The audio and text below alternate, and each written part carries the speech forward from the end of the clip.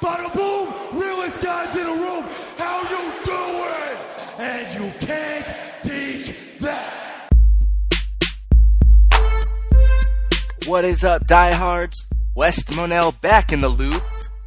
After a little getaway, went out to Palm Springs area with the in-laws. More family members made the trip out there. Brought our dogs, lots of pool and jacuzzi, water volleyball even. A chill time out there. Came back home. My dog Champ, he's been on seizure meds for the past few years. Well, he had an episode. Out of the blue. And when you don't have an answer as to why something happens, it bothers you. At least it bothers me. Thinking we did everything right as usual. It happens. People and dogs are resilient. Whether someone is generous to you or a total jerk, regardless of the reasons and the things going on, we're all resilient.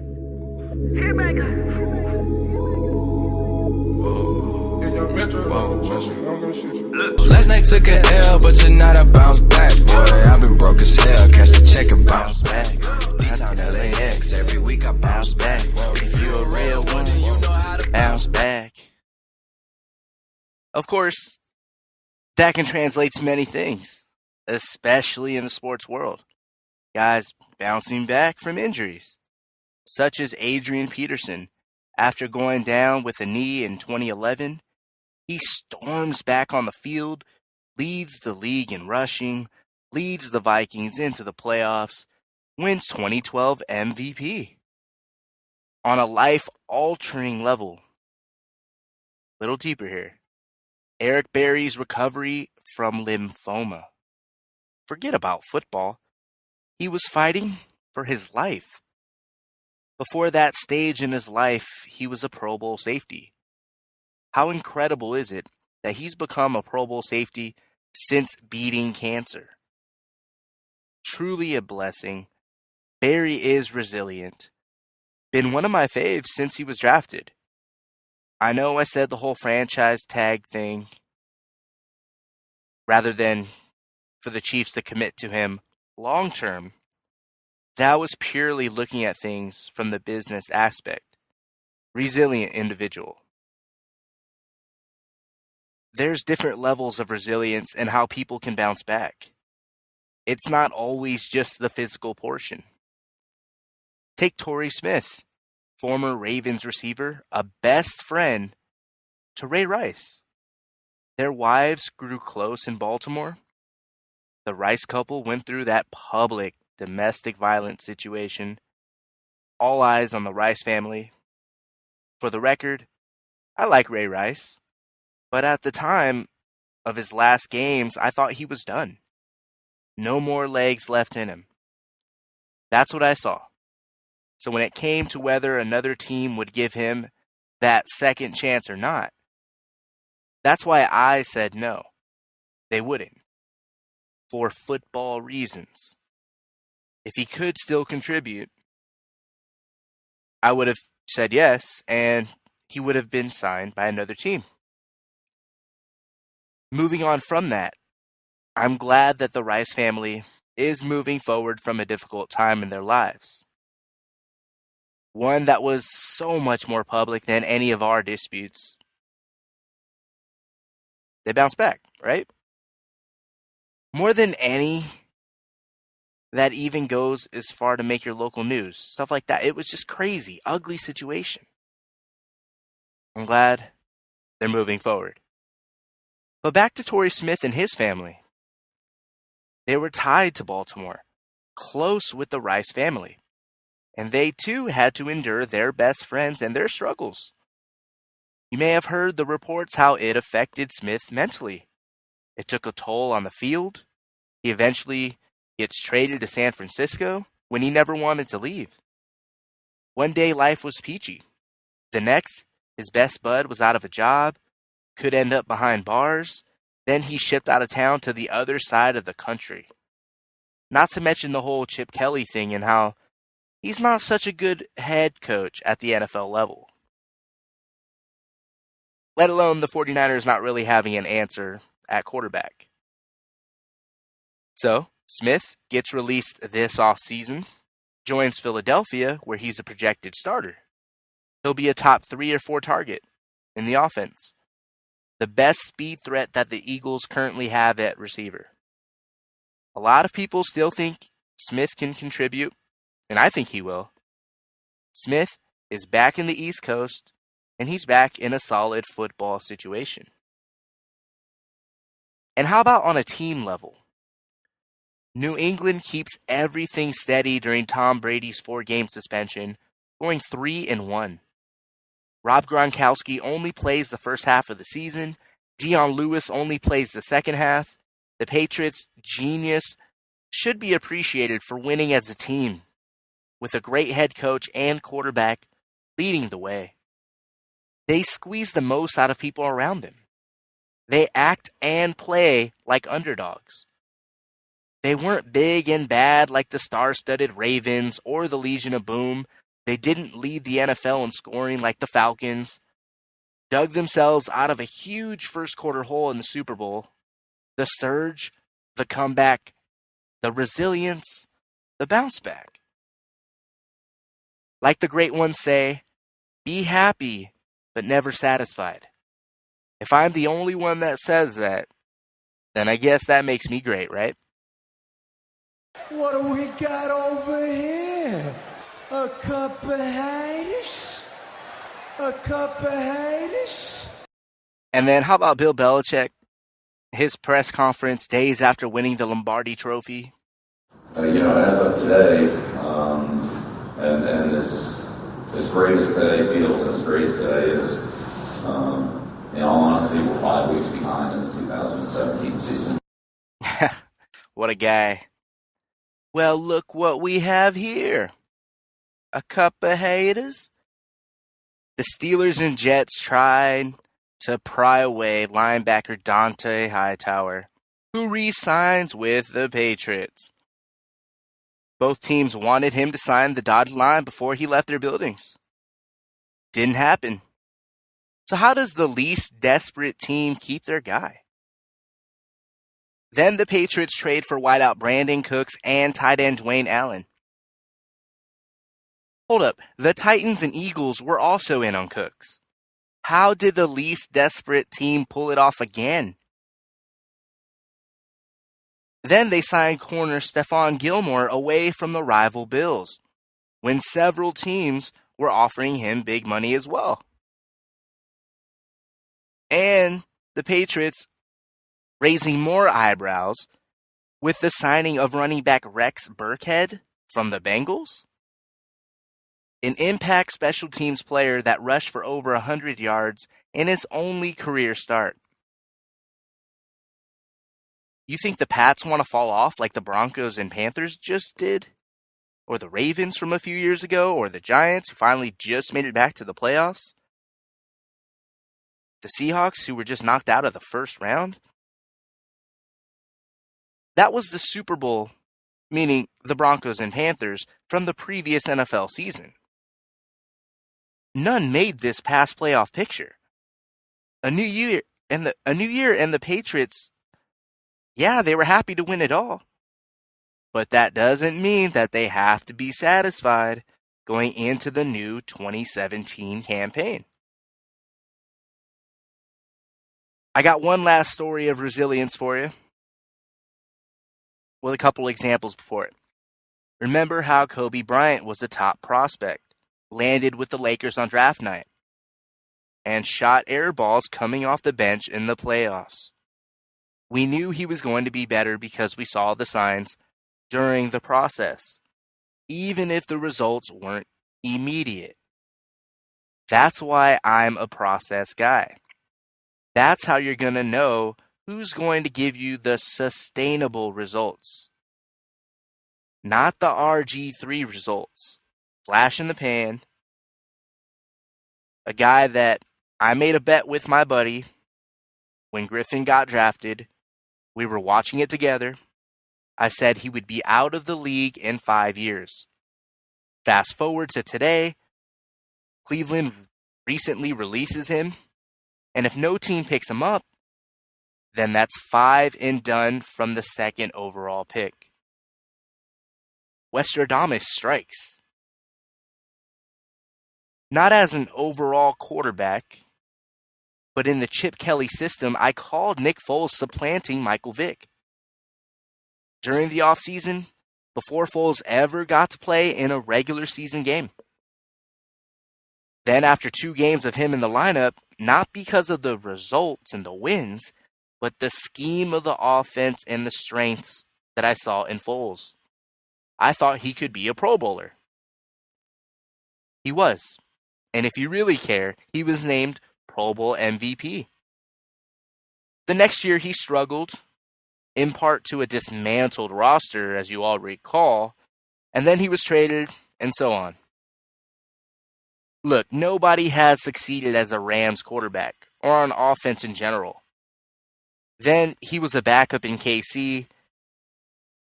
Now he's back in Philly to back up the future elite Carson Wentz. Yeah, I said it. Yeah, I've been saying it.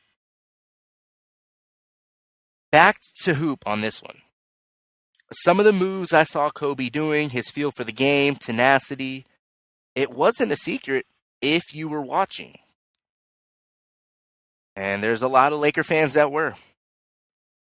Some of those things, that's what I saw in Jimmy Butler.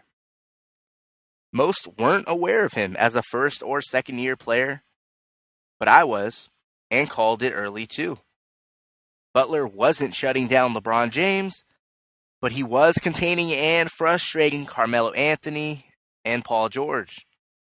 His offense was extremely raw, but the moves showed me enough, even if he couldn't knock down the shots at the time. And that's all stuff you may have heard me say before or tweet out. And I preface all that to say, who would have thought Kawhi Leonard was going to be a star? Don't try to be that wise guy out there. I mean, besides SDSU fans. And even then, in his second season in the NBA Finals against the Heatles, the Big Three, they won it all that year. But lost in the fold, Kawhi missing a free throw in the clutch. He performed at a high level in the finals. Again, as a sophomore in the NBA, averaging a double-double, 14 points and 11 rebounds. Which he took his game to another level a little bit by upping his averages from 11 and 6 to 14 and 11. And all the while being the guy to defend LeBron James. The spotlight was on the champs. James, D. Wade, Chris Bosh, Ray Allen. The talk was about San Antonio's veteran Big Three at the time. Duncan, Parker, Ginobili. Danny Green even played well. Got some love for those three-pointers. Kawhi played well, under the radar, not really in the headlines at the time. He missed a big-time free throw, and whether we were aware of it or not, and odds were that we weren't, it fueled Kawhi Leonard. He didn't become an ostrich and put his head into the sand. A couple years later, he bounces back, reaches the finals again, and gets revenge on the Heat, winning finals MVP. Fast forward some more to this season, Kawhi Leonard is an MVP candidate. So many different ways people can bounce back, even if they don't rule the headlines at those specific times. It's part of sports and part of life. I love to see these processes play out. And here's an Awol Sports update with some NFL news. Terrell Pryor signs with the Redskins and wants to play with Kirk Cousins. Pryor topped 1,000 yards as a first-year starter at receiver in Cleveland. Yes, in Cleveland, where he ran routes for 6 different quarterbacks. Cousins, of course, just signed his franchise tag contract, despite everything else we've been hearing. The Raiders signed wideout and return man Cordero Patterson, a guy that put his speed and versatility on display in Minnesota.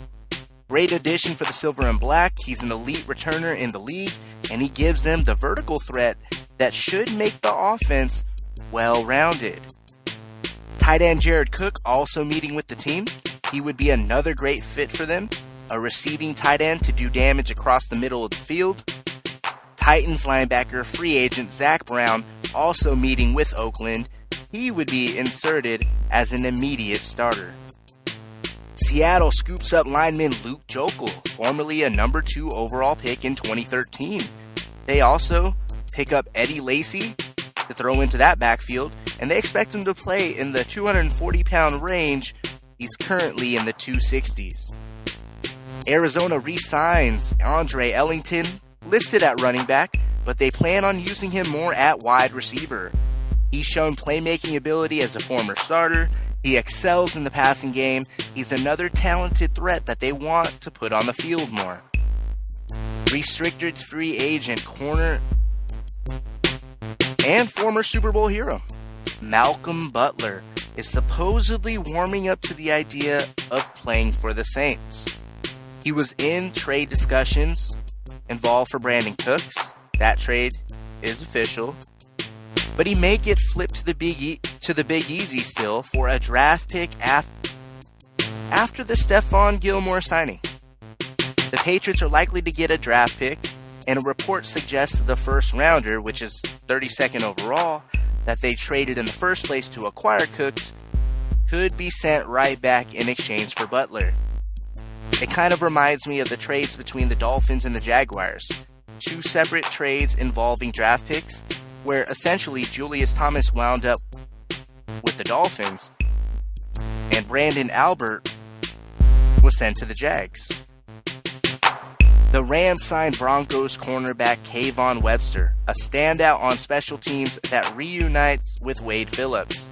The thinking is that he's earned his way up to compete for a starting role, and that the depth chart was loaded in Denver.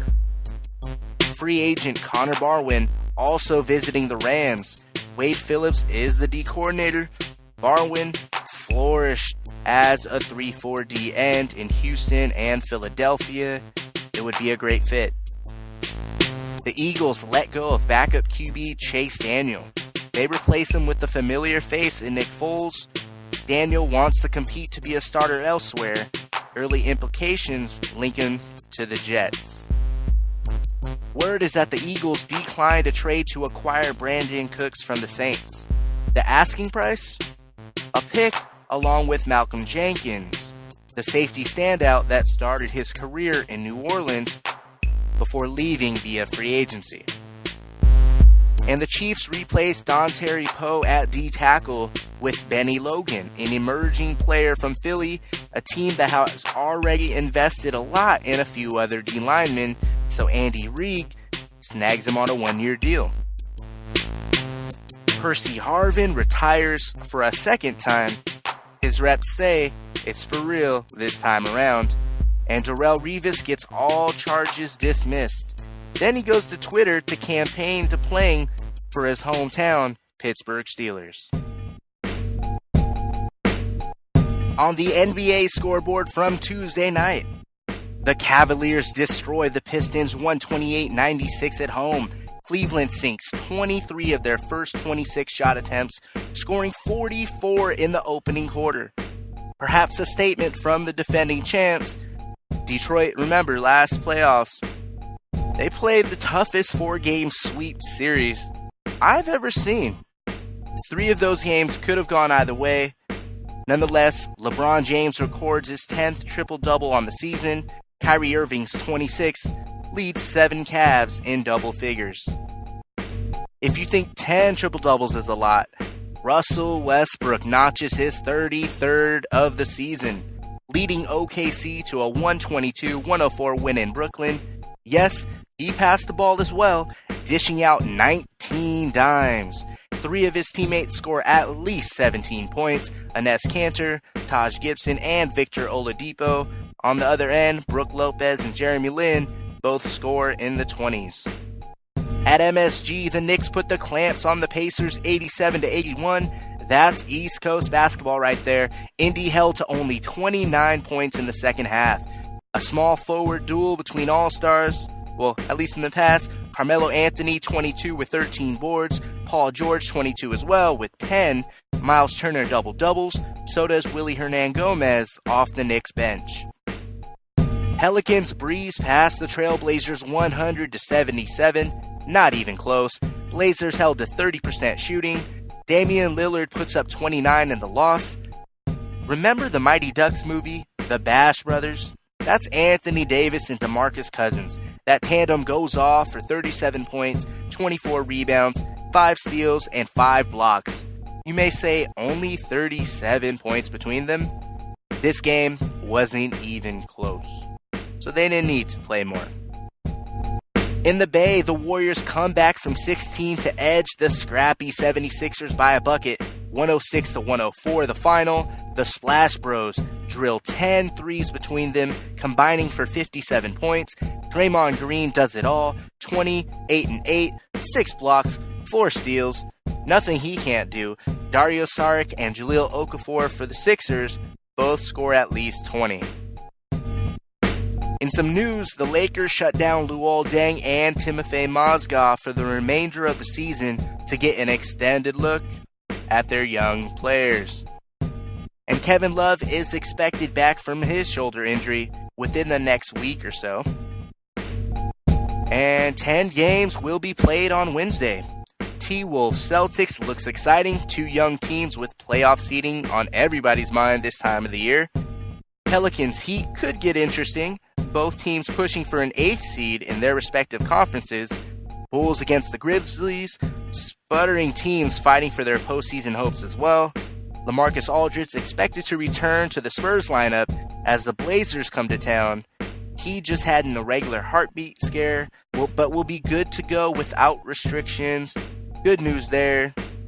Happy Wednesday, diehards. I'll see you tomorrow.